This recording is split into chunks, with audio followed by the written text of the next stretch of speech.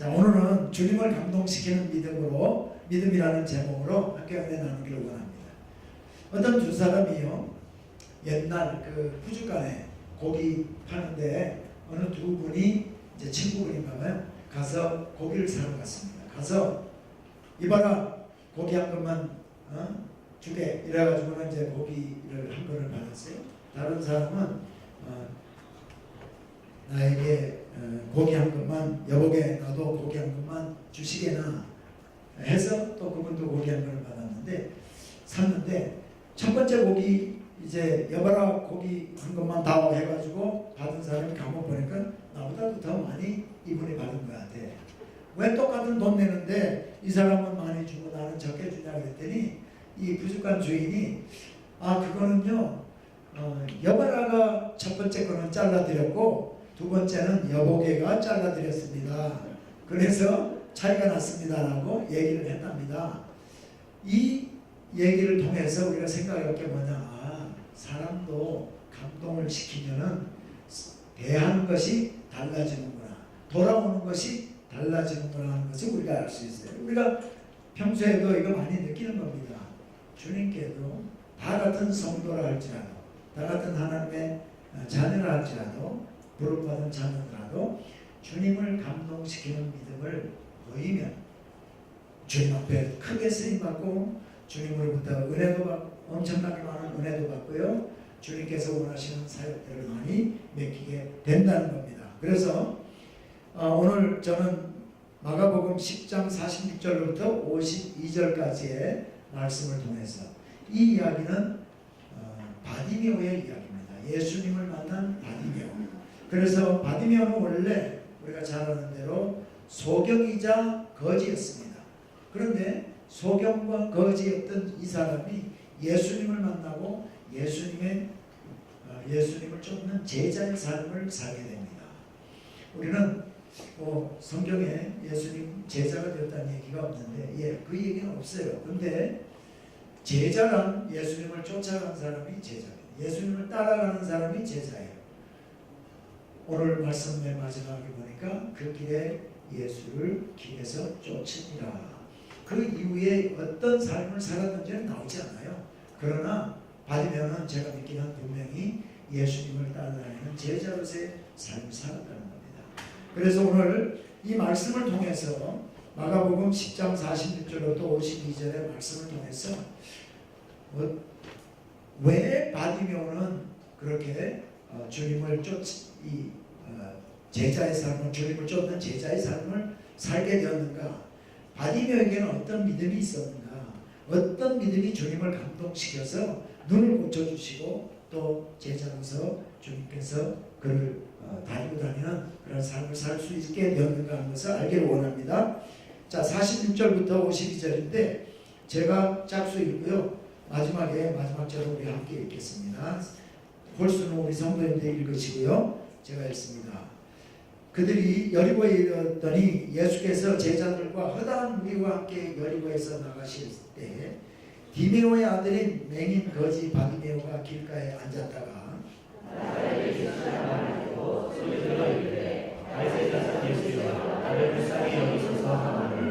많은 사람이 꾸짖어 잠잠하라되 그가 더욱 크게 소리질러 이르되 다윗의 자손 예수여 나를 불쌍히 여기소서 하는지라.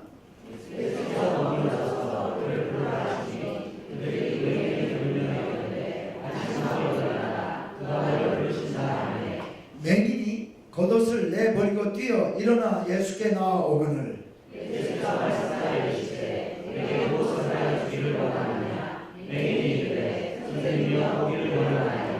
함께 읽습니다. 예수께서 이르시되 가라, 내 믿음이 너를 구원하였느니라 하시니 그가 곧 보게 되어 예수를 길에서 따르니라. 아멘. 바디메오는 소경이요 거지였습니다. 눈이 멀었으니까 그 당시 눈먼 사람이 할 수 있는 것은 길가에 앉아서 지나가는 사람들에게 구걸해서 먹고 사는 그런 일들밖에 없었습니다. 아마 늘 앉아서 구걸하는 그 자리도 어쩌면 다른 사람들이 데려다 줘서 앉았는지도 모르겠죠. 얼마나 가련한 사람인지 자기만의 이름마저도 가지고 있지 못한 그런 사람이었어요. 바디메오. 바디메오랑 바라는 얘기는 아들이라는 거예요. 디메오의 아들. 그러니까 그 사람 이름은 저 디메오의 아들이야. 디메오의 아들. 자기 이름도 없이 사람들이 그렇게 불렀던 사람입니다. 자, 근데 바디메오는 주님의 제자가 되는 삶을 살게 됩니다. 어떤 믿음이 주님을 감동시켰을까요? 오늘 본문을 통해서 이렇게 보니까 첫 번째, 그는 오랫동안 기다리는 그런 믿음을 가지고 있었습니다. 여러분, 오랫동안 기다리는 믿음이 주님을 감동시킵니다. 주님을 감동시키려면 오래 기다리는 믿음이 있어야 돼요. 여러분, 믿음이 없이는요 기다리지 못합니다. 저도 뭐 결혼하기 전에는 연애도 해봤는데요, 누구하고 어떤 여인과 약속을 하면은 제가 나가서 기다리든지 아니면은 제가 늦게 이렇게 나가더라도 그 사람이 나를 기다리고 있을 것이라는 믿음이 있으면은 늦게라도 나가보고요. 또 기다리는 사람이 약속 시간에 늦게 오더라도 그분은 꼭 올 거야 하는 믿음이 있으면요 1시간도 기다리고 2시간도 기다리지 않습니까? 그죠? 그래서 이 바디메오는 오랫동안 기다렸어요. 누구를 만나기를 기다려요? 예수님이 지나가시기를 오랫동안 기다렸습니다. 오늘 성경 본문 말씀 보면 그걸 잘 못 느낄 수가 있지만은 이거 하나를 보면 알 수가 있어요. 뭐냐면 앉아서 구걸하면서 그저 눈 감고 이러고 구걸만 하고 있었는데 사람들이 웅성웅성하는 소리가 들립니다. 나사렛 예수시다. 나사렛 예수가 지나간다는 얘기를 사람들이 합니다. 그 얘기를 듣자마자 바디메오는 다윗의 자손 예수여 나를 긍휼히 여기소서 하고 불러요. 이 얘기는 사람들이 얘기할 때 나사렛 예수, 나사렛에서 태어나서 그 아버지는 요셉이요 어머니는 마리아였던 그 시골 동네에서 태어난 예수. 그래서 뭐 사람들하고 같이 다니면서 좀 뭐 문둥병자도 고치고 이렇게 병든 자도 고치고 귀신도 내어쫓고 하던 그 예수란 얘기.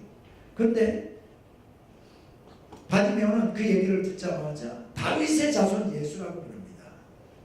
다시 말하면 이 사람은 바디메오는 예레미야를 통해서 예언되어져 왔던 다윗의 의로운 그 한 가지. 그래서 구원자로 오시고 이 땅에 오셔서 사람들을 구원해 주신 그분 메시아인 것을 믿는 믿음이 있었어요. 그렇기 때문에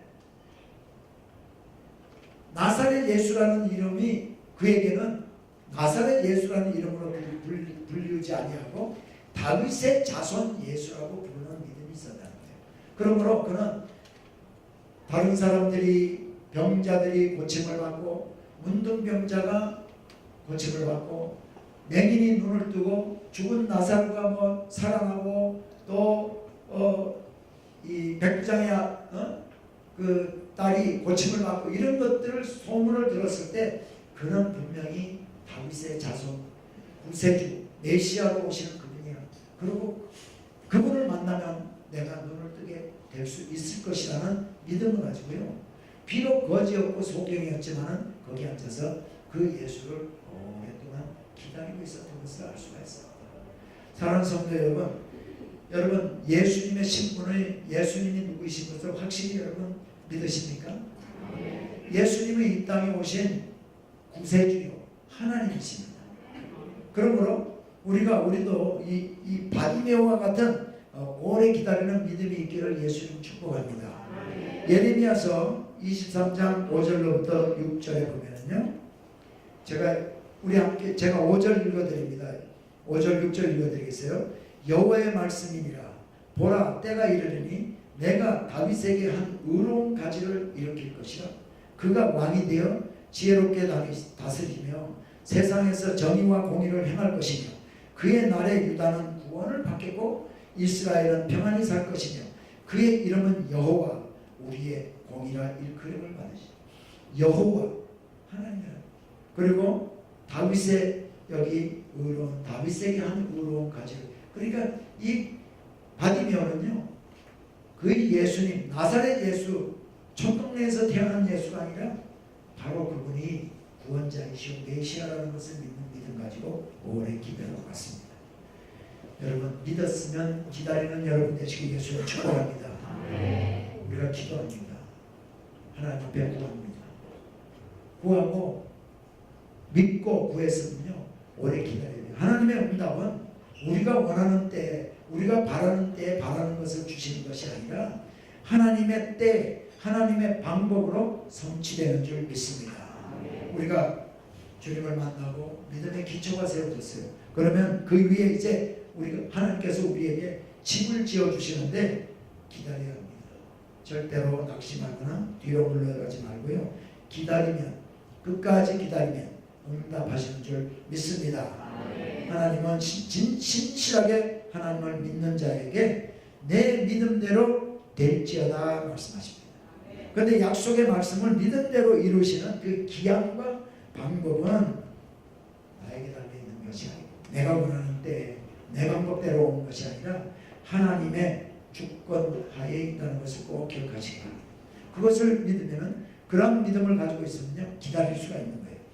아브라함처럼 바랄 수 없는 중에 바라고 믿고 시인하고 기다리면서 꿈을 버리지 마시기를 예수님은 축복합니다.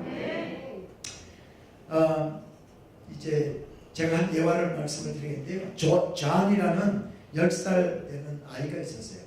크리스마스 때에 할머니가 이제 우표가 많이 들어있는 앨범을 보내주겠다고 이 존에게 약속을 했답니다. 그런데 그게 크리스마스가 지났는데도 소식이 없고 그게 안 오는 거예요. 그래서 기다리고 있는 그런 존이 기다리고 있었는데요.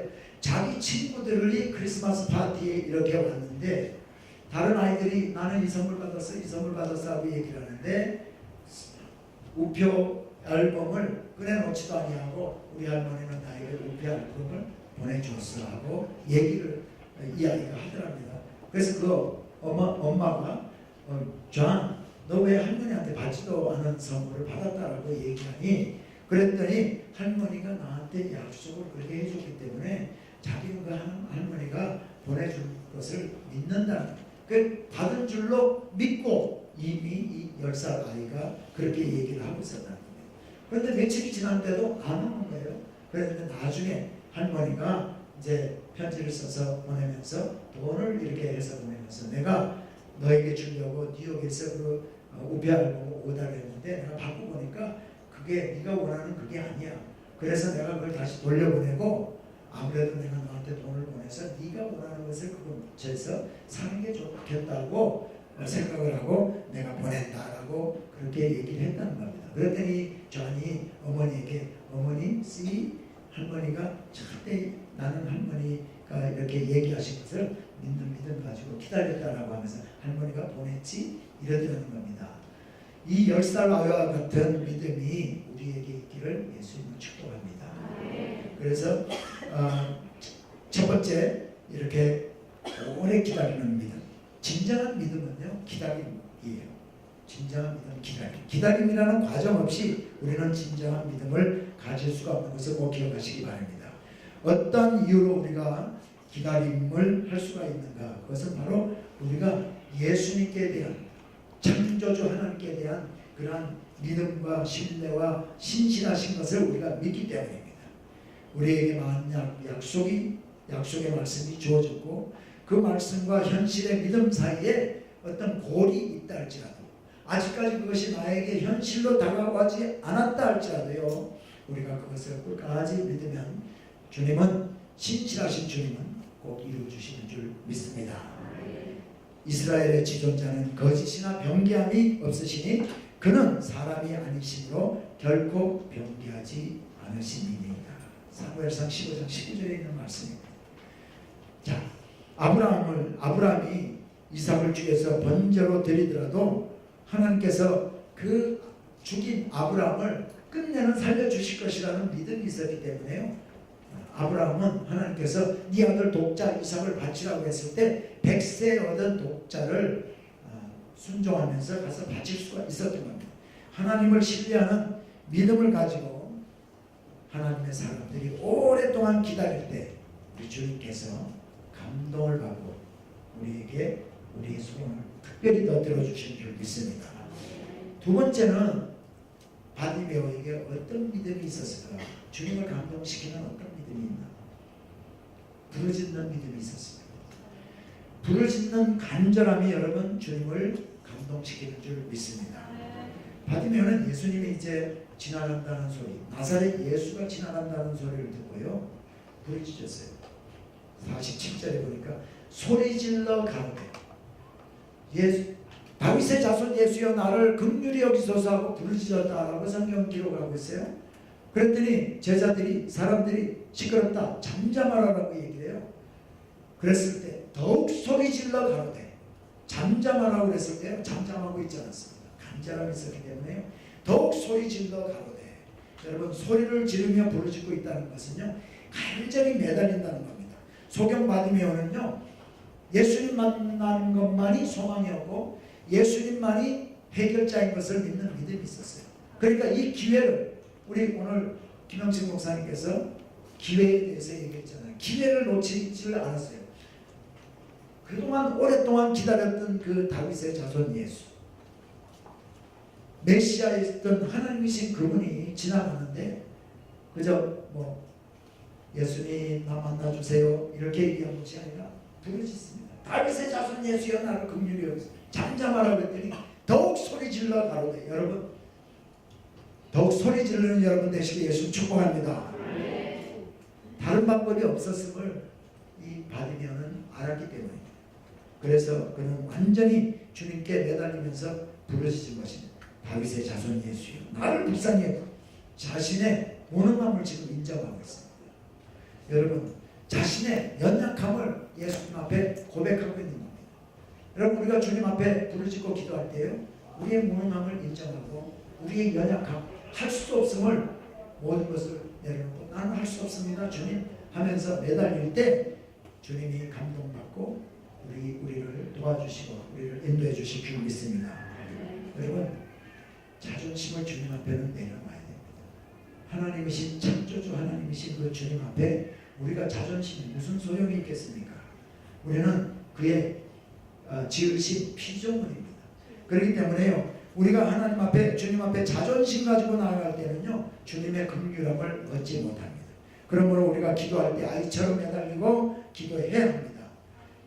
찬송할 때도요, 점잖게 찬송할 것이 아니라, 고상하게 찬송하는 것이 아니라 간절한 마음으로, 기뻐하는 마음으로, 감사하는 마음으로 찬양을 아주 가슴이 터질 듯 부를 때 주님이 감동받으시는 줄 믿습니다. 율동할 때도 마찬가지입니다. 율동할 때요, 자존심 있는 사람 율동 잘 못하죠. 오늘까지 우리 가운데 율동 못하고 그저 율동 이게 몸치는 좀 못하잖아요, 그죠? 그러나 몸치가 할지라도 율동할 때요, 하나님 앞에, 창조주 하나님 앞이기 때문에 어린아이처럼 틀려도 그래도 내 몸으로 감정을 표현하고 주님 앞에 이렇게 할 때 주님이 감동받으시는 거예요. 뒤에 앉아가지고요, 놀고 있다 그러면서 제가 그랬어요. 제가 처음 교회 나가서 몇 년 동안 그랬습니다. 뒤에 앉아가지고 부흥회하면은 부흥 집회에도 뒤에 딱 앉아서 이러고 앞에서 은혜 받아가지고 찬송을 막 이렇게 부르고요, 막 일어서서 부르고 막 춤추고 하면은 진짜 놀고 있네 하면서 정신 이상하냐 저 사람들, 그랬던 사람입니다. 저도. 그런데 그럴 때는요, 제가 은혜가 없었어요. 은혜가 없었고 은혜를 받지 못하고 주님을 감동시키지 못했습니다. 그런데 은혜 받고 나니까 주님 앞에 그저 율동, 못해도 율동 그냥 흔들면서 하고요. 우리 다윗이 그랬지 않습니까? 다윗이 언약궤가 돌아올 때, 다윗 궁으로 돌아올 때요, 바지가 내려가는 줄도 모르고 율동을 하고 춤을 췄다라고 얘기를 하고 있어요. 여러분, 그렇게 주님 앞에 자존심 내려놓고 주님을 부르짖는 우리 모두 되시게 예수 축복합니다. 이런 간절함이 예수님의 발걸음을 멈추게 하셨어요. 다윗의 자손 예수여 소리질러 가로되 다윗의 자손 예수여 나를 긍휼히 여기소서. 예수님께서 이때 발걸음을 멈추시고 제자들에게 저를 데리고 오라고 얘기를 합니다. 여러분 간절히 부르짖는 것도 여러분 믿음입니다. 믿음 없이는 간절히 부르짖지를 못해요. 처음 믿었을 때, 믿고 기도했을 때 하나님 아버지라는 얘기가 잘 안 나오더라고요. 저에게도 하나님 소리까지는 나오는데 아버지까지는 잘 안 나오더라고요. 그런데 여러분 그 창조주 하나님께서 여러분과 저를 자녀로 삼아주셨어요. 그게 깨달아지면은요, 그 다음부터는 아버지가 자동으로 나오지 않습니까? 하나님 아버지에게 고난을 많이 당하신 분들은 아버지 소리 좀 하기 싫을지도 모르겠는데, 우리 육신의 아버지는 우리에게 실망을 주고 우리에게 상처를 줄 수도 있어요. 그러나 우리 하나님 아버지는 우리를 너무나 사랑하셔서 십자가에서 죽기까지 하신 그분이 바로 여러분과 저의 아버지입니다. 하나님 아버지에게 간절히 매달리는 그러한 여러분 되시기 예수님 축복합니다. 예레미야서 33장 1절부터 3절에 보니까, 예레미야가 아직 시위대 뜰에 갇혔을 때에 여호와의 말씀이 그에게 다시 임하니라. 가라사대 이를 행하는 여호와, 그것을 지어 성취하는 여호와, 그 이름을 여호와라 하는 자가 이같이 이르노라.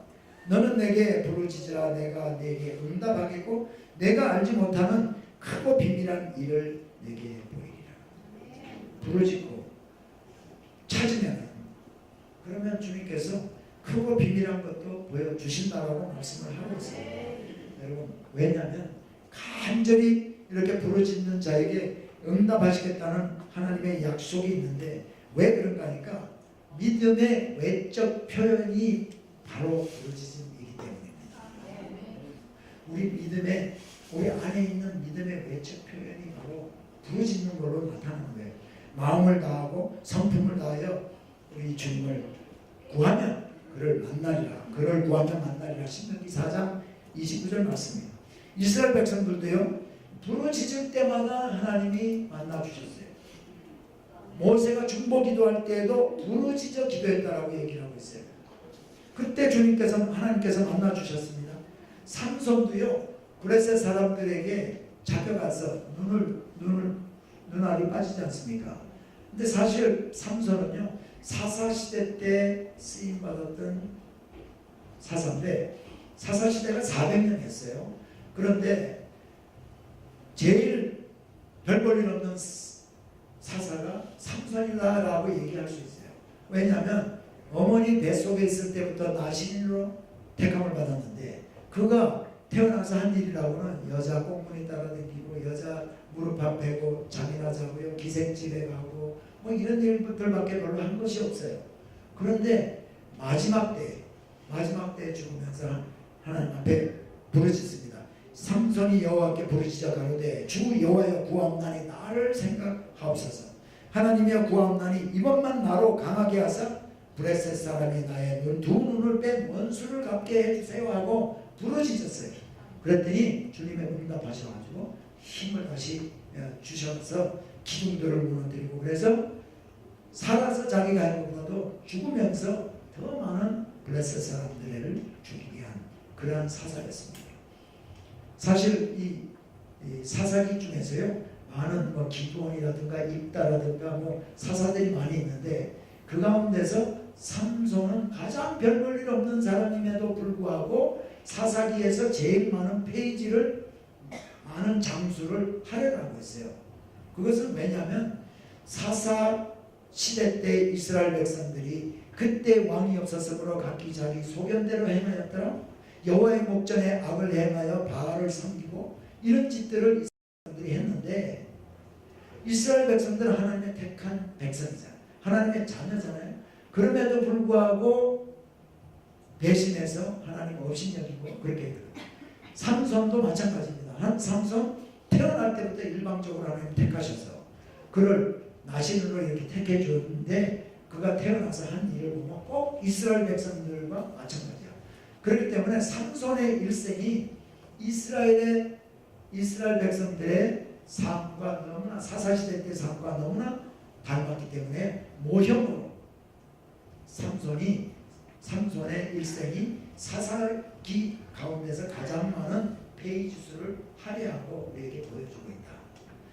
자, 그것을 제가 말씀드리려고 하는 게 아니라 삼손이 부러지셨을 때에 하나님께서 능력을 주셔서 이런 큰 일을 하게 했다는 겁니다. 하나님 감동받았다는 거죠. 자, 세 번째는 뭐냐? 자신이 의지했던 것을 포기하는 용기와 결단이 주님을 감동시킵니다. 자, 예수님께서 제자들에게 대복을 했을 때요, 제자들이 와서 주님이 부르신다라고 했어요. 주님이 부르신다는 소리를 들었을 때 오늘 말씀을 보니까 겉옷을 버려두고 주님을 따라 주님에게 갔더라고요. 겉옷을 버려두고. 여러분, 이 겉옷은요, 거지, 소경, 바디메어에게는요 가장 소중한 재산 목록 1호입니다. 왜냐하면 우리가 그냥 땅바닥에 앉아있으면은 사람들이 지나가다 동전을 던져주면은 동전이 어디 떨어질지 모르잖아. 그거 뭐 눈도 안 보이고 하니까. 근데 딱 벗어가지고 겉옷을 벗으세요. 탁 놓잖아요. 그리고 여기에 공연 거지 받이면 앉아서요. 한 푼 주세요. 한 푼 주세요 하면 사람들이 여기다가 돈을 다 던져놔. 그러면 이거는 뭐예요? 가게, 자기 가게. 집기 비품, 저 컴퓨터 POS 있죠? 영수증 끌어주는 거. 그거나 다름없는 거예요. 하여튼 제일 소중한 거예요. 장사할 때 자기가 내일 아침 가게 문장을 깔아놓는 게 이거예요. 그리고 밤에 잘 때는요, 덮고 잡니다. 추울 때 덮고 자고 입고 다니고 가장 소중한 게 거지에게 가장 소중한 게요, 겉옷이에요. 근데 주님이 오라고 했을 때 겉옷을 버려두고 따라갔어요. 주님은 너 부른다 할 때 잠깐 기다리라고 그러세요. 나 좀 챙겨가지고 돈도 좀 챙기고. 여기에 돈도 있었을 거예요. 겉옷만 있는 게 아니라 돈도 있었을 거예요. 돈도 놔두고 겉옷도 놔두고 주님 앞에 먼저 앞에 나갔어요. 그랬더니 주님께서 내가 뭐 어떻게 해주기를 원하느냐 했더니 보기를 원하나이다.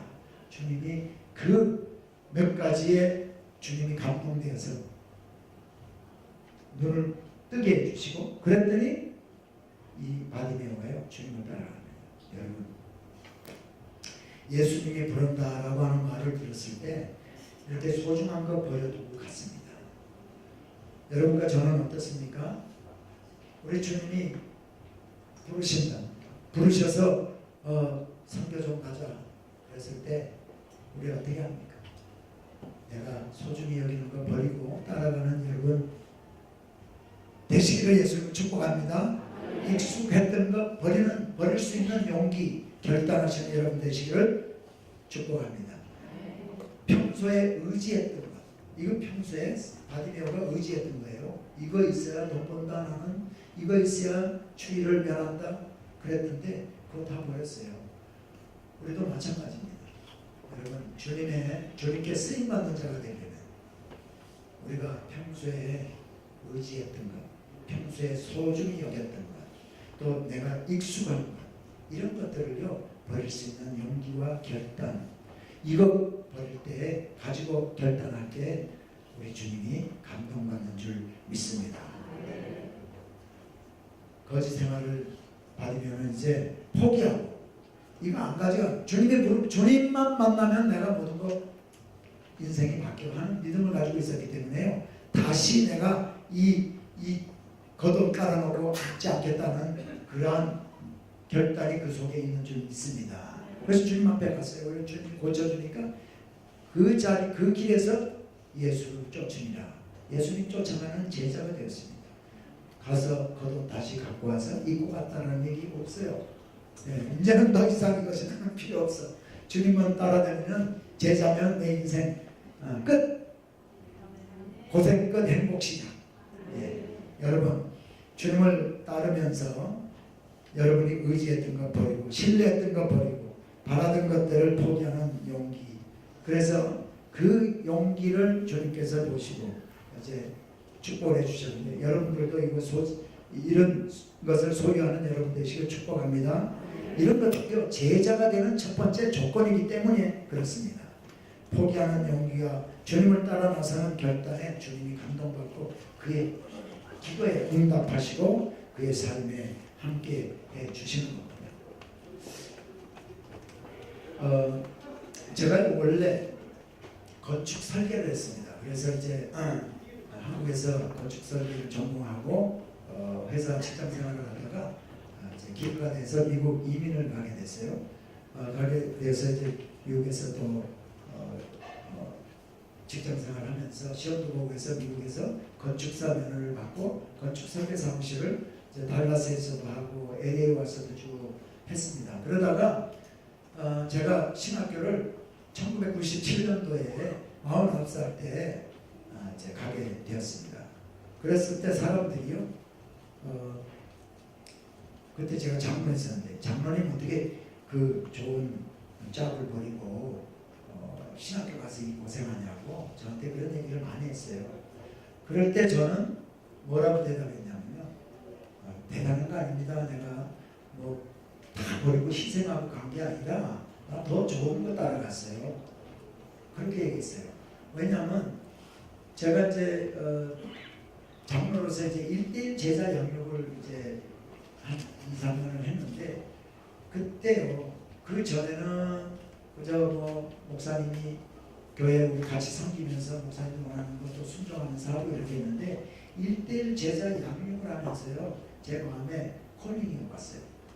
내 마음에 뜨거운 마음이 일어난 것이 뭐냐면, 이렇게 하나님의 말씀이 이렇게 들어가게 되니까 이분들이 이렇게 변하는구나. 삶의 변화가 일어나나.